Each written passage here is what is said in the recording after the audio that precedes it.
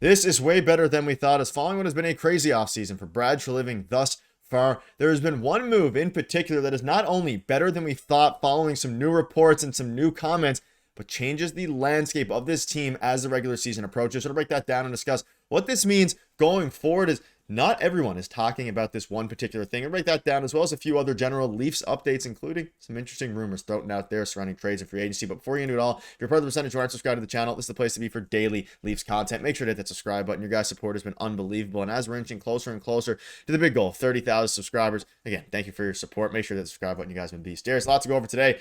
This is going to be we're going to be talking about, obviously, the Leafs are involved in a ton of trade talks, and we're talking about a trade they have already made here. But there's one thing about this player, a couple things, that makes this trade way better than we thought. And today we had Maccelli come out and not only speak out about Toronto, but we've had some reports float around as of late about the behind-the-scenes look, about how good Maccelli is actually going to be. And let's start with this right here, and then we'll dive into some other things. You can see this here. In terms of replacing Mitch Marner and his offensive game, the Leafs think very highly of Matias Maccelli and believe he's due for a big bounce back after a tough year. Shane Doan, who works with the Leafs and serves as Brad Treliving's right-hand man, already knew Maccelli from his early days. They feel like they've added one player who can immediately slot in to the top six. And you look at some of his advanced metrics here. Darius, there's been a lot of reports lately, and of course, just an hour or two ago, he spoke to the media. We'll dive into those comments. But Chris Johnson coming out and saying that, well, not only was it Shane Doan who led the charge, which put some faith into my mind, you look at some of the advanced stuff, you look at some of the culture stuff, I think this trade's a lot better than fans initially thought, especially now that we've had some time to take a breath and marinate with this move.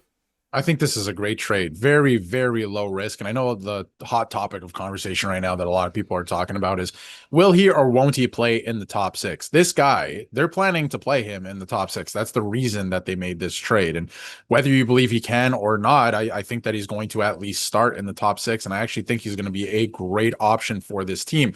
There's a lot of mixtapes going on around right now on Twitter. A lot of people cutting highlights, and you can go watch his highlights on YouTube.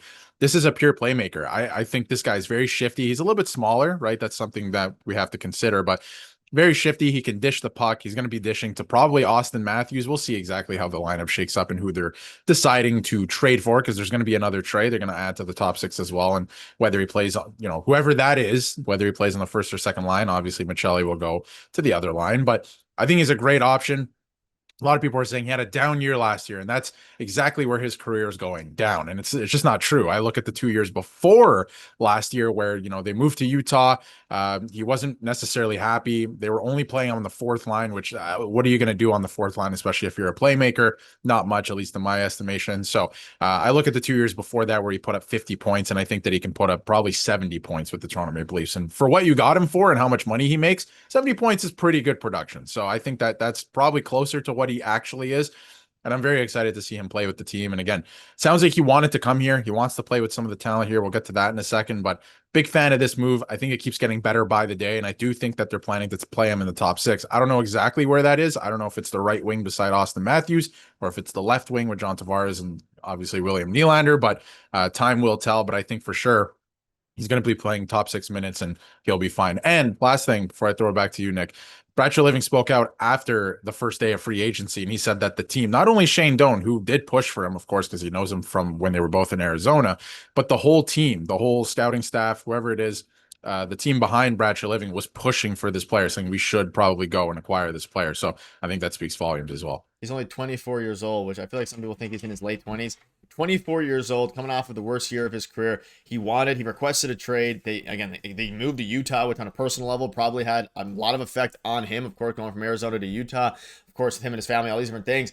His advanced analytics grade out fairly well. And of course, he played in the fourth line as well with a pretty bad Utah team. So you put him up with the big boys on the Leafs, you assume he'll be able to match his production, probably exceed. And I think that Brad Treliving, Shane Doan think that he's going to exceed the production that we saw even in his best years, especially his sophomore year here. You can see this here. There aren't many guys in the NHL compared to Jesper Bratt. Maccelli is one of those guys, but it's quieter and more underrated. Great two-way player, elusive and shifty skater, outstanding playmaker, same size as Bratt. So it's interesting because he's getting a lot of praise around, not only from just Leafs fans, reporters. I think he could genuinely be, like you mentioned, like obviously Mitch Marner wasn't a primary goal scorer. He was a great playmaker. That's the best part of his game. I think Maccelli can, I'm not going to say, he's going to match Marner's playmaking. It's very difficult for anyone in the NHL to do that, but he can get 70% of what Mitch Marner did, given the fact they only gave up a third, and he's 24 years old, and he's cost controlled for another season. It can, or at least he'll be an RFA, and then the Leafs can extend him if they want to. Like, there's a lot to like here. And Yep. there were a lot of teams interested in him, which is another crucial thing. And those teams that are interested, at least Boston and Edmonton, both are looking for players to elevate them to the Stanley Cup level. Obviously, Boston had a bad year last year. They're retooling, but Edmonton, they're trying to surround McDavid so he doesn't leave here. And ultimately, Yep. you look at his stats last year, it's very interesting. But I think that's the biggest thing here is that not only is he, a very good player, he's also excited to be here, as you can see here. Yeah, and we'll get into this in a second, but one thing I wanted to outline that you brought up very briefly too, that, analysts are talking very highly of him. The Toronto Maple Leafs, staff is talking very highly of him, but also think of the condition on the pick, like what they got this guy for. It's a conditional third round pick. The condition on the pick is that if he scores more than 51 points, it turns into a second round pick. So what does that tell you about the team that was trading him? They do think that there's still something there, but clearly it wasn't going to work out there, right? So the condition, I think, is going to turn into, or that pick is going to turn into a second round pick, because I do believe he's going to score more than 50 points. He did that on a terrible Arizona team, and then he was put on the fourth line in Utah, and he didn't want to be there. So of course he's going to have new life next year. He's going to play great, and he's going to be able to play his game. I think that's another thing that, on some teams like in Arizona, like Utah, sometimes these guys are forced to play different, position, not necessarily positions, but outside of what they're really good at. And they're bringing him into the Leafs to be who he is. And I think that, he's going to put up a lot of points because of that. He's a pretty decent two-way player as well. I'm not saying he's going to play on the penalty kill or anything, but he can play in certain situations as well, which I think is very, very valuable. So I do think there's a lot of chatter out there. The fact that, they got a nobody and he's going to be playing in the top six. This is not an answer. This is a really good player, a really good young player that a lot of teams around the league wanted. The Leafs got him for almost nothing. And I think that he is going to have a really, really good year, a resurgence here in Toronto, because he wants to be here. Yeah, it's kind of funny that they gave up a first for Lawton, and you could argue that he's a more valuable player than Lawton is. And of course, it's good now that they have both. They were able to stretch it down. Let's dive into some of the comments here. He said, a newly acquired Matias Maccelli can't wait to get going and meet everyone there. He was super excited to join the Leafs. He mentioned he knew from the beginning teams were interested in trading for him, but from the beginning, I told my agent I'd love to play with the Leafs. So not only is he excited to be here, he wanted to be here, because again, he requested a trade. For those who again don't know the context there, he requested a trade, so he obviously knew he was going to get traded, or at least assumed. And the Leafs were atop of his list, which I think also probably goes into why Brad Treliving was so confident acquiring him. And it's going to be interesting to see what happens next, because there's some rumblings now. You can see here with the Maccelli acquisition and the rumored interest in Jack Roslovic. I wonder if Domi's the guy the Leafs are trying to move. And of course, we'll have a full video covering this soon. But as you start to look at Maccelli, the guys are going to look to put around Maccelli, Nylander, Matthews, obviously all those guys. There's a lot of trade talks floating out there. And does Maccelli replace what Max Domi is going to do? They're different players for sure, but if they get another top six, there's definitely going to be some room there for some free agents, or for a trade target to be Max Domi if you are the Leafs and looking to give someone away.